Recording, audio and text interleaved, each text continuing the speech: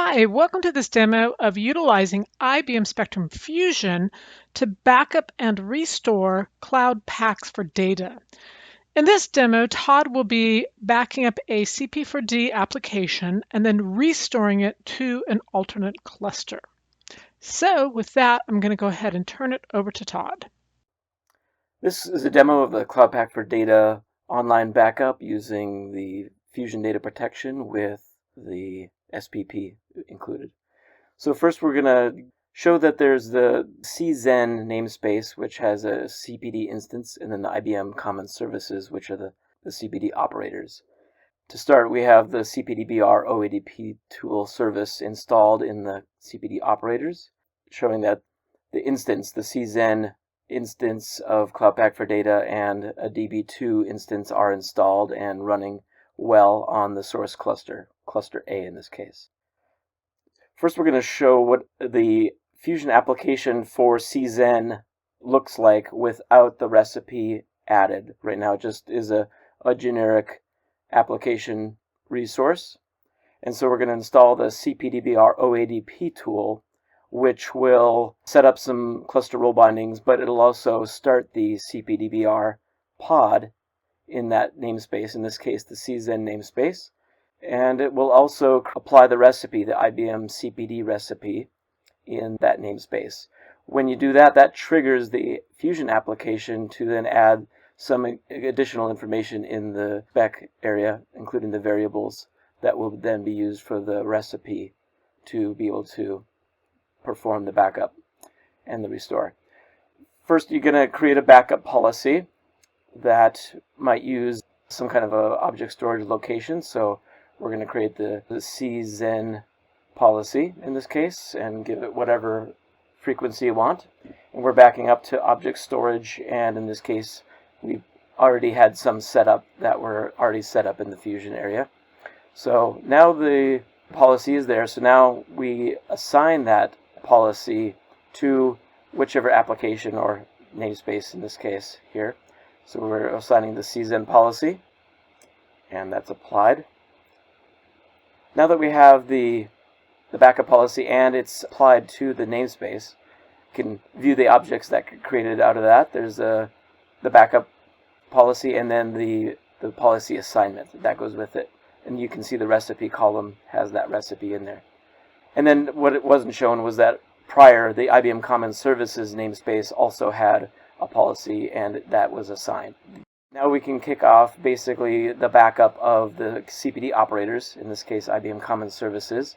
It's not a specialized install, this is Express. And we can go into the SPP UI. The access for that is in the SPP connection secret in Fusion, and see how that job progresses. After a few minutes, there's two phases to the backup. There's the snapshot, which performs the local snapshot of all the PVCs and resources. That took a little over 4 minutes. And then there's the copy backup that uploads all the information to your storage location. That was another 4 minutes. So around 8 to 9 minutes for the CPD operators backup portion. And we can see that Fusion shows that as completed. It shows the status of the most recent activity. Now we're ready to do the backup of the actual CPD instance, in this case CZen. So we'll kick off the backup utilizing that backup policy that we just created and applied. And here we can see the snapshots in progress. And then watching the SPP UI to see, in this case the snapshot portion took a little over 7 minutes, and then the copy backup upload was a little over 5. So under 20 minutes for that, all those phases. And you can see the SPP job log shows that there are the recipe hooks and activity that the recipe needs to perform, and that was successful. So next we're going to back up the Fusion CRs. So we create a backup policy and assign it to the IBM Spectrum Fusion namespace. And at this point we can perform the backup of the Spectrum Fusion namespace CRs, which will be the backup storage locations and the applications themselves, and also the backup policies. That's a fairly short backup. It takes roughly just under 5 minutes, 3 minutes in this case. So once that's completed, we're done backing everything up. So the next thing we need to do is back up the SPP catalog, which will contain all of the backup information that's going to be required on the target cluster. So first we create a policy for the Spectrum Protect Plus catalog and select object storage and give it a name and select the frequency for the backups, daily or whatever we need, and select the target location for S3 and submit that to create the policy. Alright, at this point now we can select that policy that we created and save it so that it's the one that's going to be initiated. It'll be on the schedule, but we can also start an ad hoc one, which I've just done here. So now the backup has started, and the backup is providing mostly metadata for the SPP catalog, so it was a fairly quick upload of just over 1 minute to that backup location. Alright, so everything is backed up for the source cluster. Now we're ready to jump over to the target cluster. On the target cluster, we're just showing that it's blank. It does not have IBM Common Services or the CZen namespaces. Those do not exist at this point. And it's a fresh install of Fusion. It doesn't have anything in it at this point. No backups have been performed in it. So you can see here there's been no activity. And so we're going to restore the SPP catalog from the object storage. So first we need to set up the object location. And this is the same exact location that you did the backup to, so that the target cluster here will be able to look up that catalog backup and be able to restore from it. And so continuing setting up this cloud storage to access that bucket. In this case it was IBM cause, but it could be whatever choice you want to make. And in this case we do the restore from cloud object storage, the location, and choosing the most recent one there and restoring from it. This kicks off the restore for SPP, and this takes somewhere in the ballpark of 20 minutes or so, where you can follow in the Spectrum Protect Plus namespace, you can follow the SPP Virgo logs to see the activity for that happen. And so it unregisters everything from the original instance, and it's restoring the new one, or the one that's from the source cluster. When all the pods are back up and running and everything is synced up, then you can go back into the SPP UI.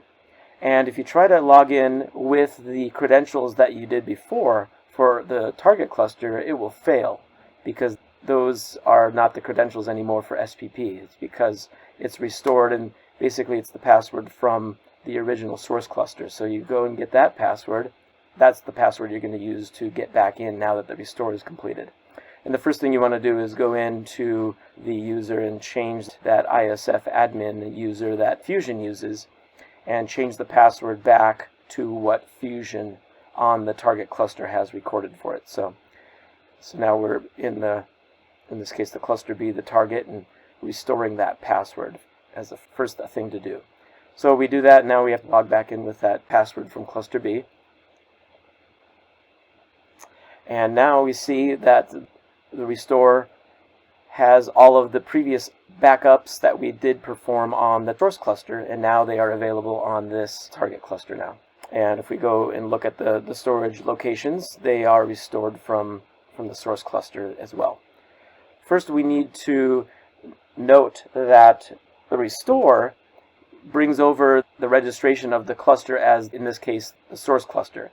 So first we want to delete that managed cluster from the OpenShift containers section and delete that registration, and then we're going to delete one of the BAS transaction manager pods, and by doing this it will cause an automatic re-registration of the local cluster. When you do that, then it'll register that BAS agent locally, and it will then be back to being cluster B, or the target cluster in this case, instead of the source. And if you don't do that, then things will not work correctly. So after all the transaction manager pods are back up, we go back to the SPP UI and see that there is a new registration there, and we can run the test inventory on it to make sure that things look good. And the inventory completes, so we can go in, and now we see that it's not OCP-A, it's OCP-B now, where OCP-B is indeed this target cluster.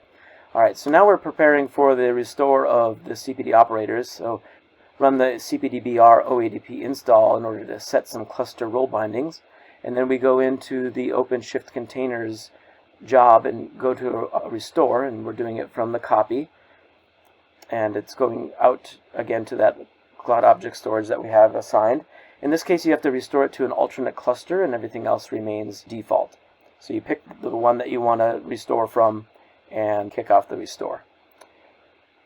And this portion of the restore takes a little while because what it's restoring is all of the catalog sources, the subscriptions, the installing the CSVs, and preparing all of the operators that Cloud Pak for Data will use.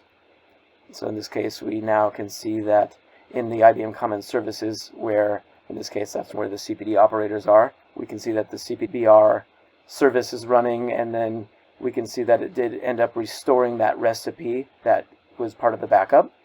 And eventually over time here, it looks like this one took a little over an hour and 17 minutes for that full complete restoration to occur of the CPD operators. There were several catalog sources and operators that were running on the source cluster. So this part obviously depends on how many services and catalogs that you have for your CPD instance. It'll go faster or slower depending. So all of the catalog sources, all the subscriptions are there. Now we're going to restore the IBM Fusion CRs, which was backed up on the original cluster, and that's going to be in the IBM Spectrum Fusion namespace. So similar to how we restored the CPD operators, we select the restore point that we want, and this is going to restore those Fusion applications and the backup storage locations and the policies. It won't restore the policies that were applied, so those will be reapplied. But as you can see, it took a little over 5 minutes for that restore because it's restoring some of these Fusion CRs. And we can see that the policies are back now and the locations. And if we take one of the CPD instances, we can see now it is free to assign a policy. Okay. So now we're ready to move on to the restoration, the restore of the CPD instance itself. So again, we run the cpdbr, and it does not actually create that namespace, but it will set up the cluster role bindings and some of the permissions required for the cpdbr to be restored during the restore phase. Now, ready to go through the same scenario. We go through the container restore, select the restore point, which was from the source cluster, and in this case it's the CZen namespace, selecting from copy, and it's in this case there's just the one restore point. And the one thing to note is, so yeah, here we're going to restore again to which is the alternate cluster, but it's actually the local cluster, but from the perspective of the restore it's alternate. And the other thing to note is you have to have the original storage classes that you had on the source cluster. So in this case, what I'm showing here in this window, this terminal, is that there are the storage classes used, IBM Spectrum Scale RWX and RWO, and those are also available on this target cluster. If you don't have those, it will fail. Alright, so now we're ready to perform that restore.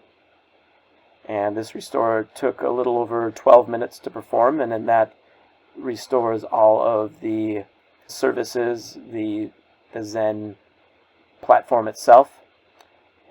In this case, there was a DB2 instance that was deployed on the original source cluster, and now that's also deployed here now after the restore on the target cluster. And that's what we can see, that there's the DB2U cluster. And describing this Zen service here, we can see that it's 100% complete. That restore was completed, and now we can access the instance console for the Cloud Pak for Data, and go into the instances. And if you look close, that instance is named the same. The status is looking good. It's green. That's great. And all the PVCs were restored on this target cluster for that CZen namespace. So there they all are. And this was a successful backup and restore. Great. Thank you, Todd, for that excellent demo. Be sure to check out the other videos we have on Spectrum Fusion. Thanks again.